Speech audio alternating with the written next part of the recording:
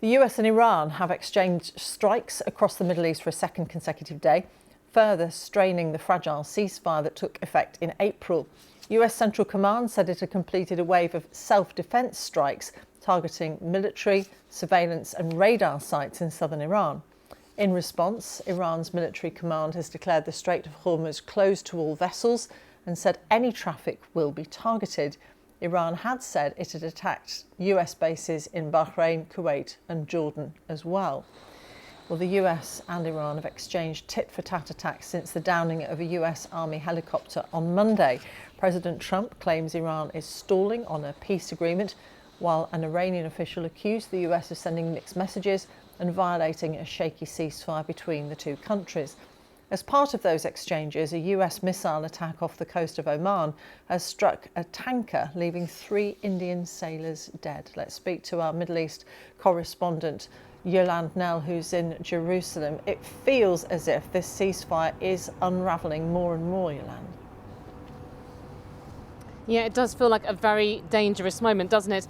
And, you know, we have to look at this, though, over the past 2 months, that the ceasefire that was brokered by the US, as with what happened in Lebanon and Gaza before, really, this was only ever a reduction in fire. There has been repeated exchanges between the US and Iran, as Iran has tried to keep the Strait of Hormuz closed to commercial shipping and to oil tankers, and as the US has enforced a naval blockade of Iranian ports in return.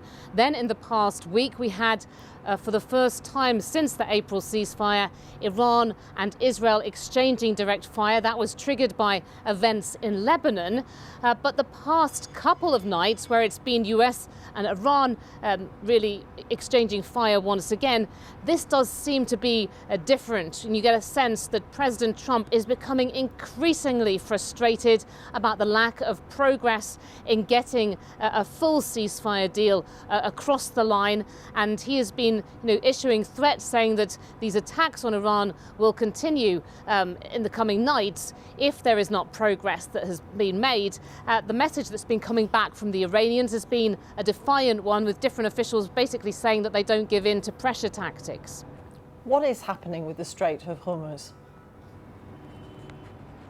Well, there was an interesting claim that was made by President Trump yesterday when he told reporters that he had ordered a secret operation in the past month, and that had enabled more than 100 million barrels of oil to pass through the Strait of Hormuz, saying that was one of the reasons that oil prices haven't risen even higher than they have.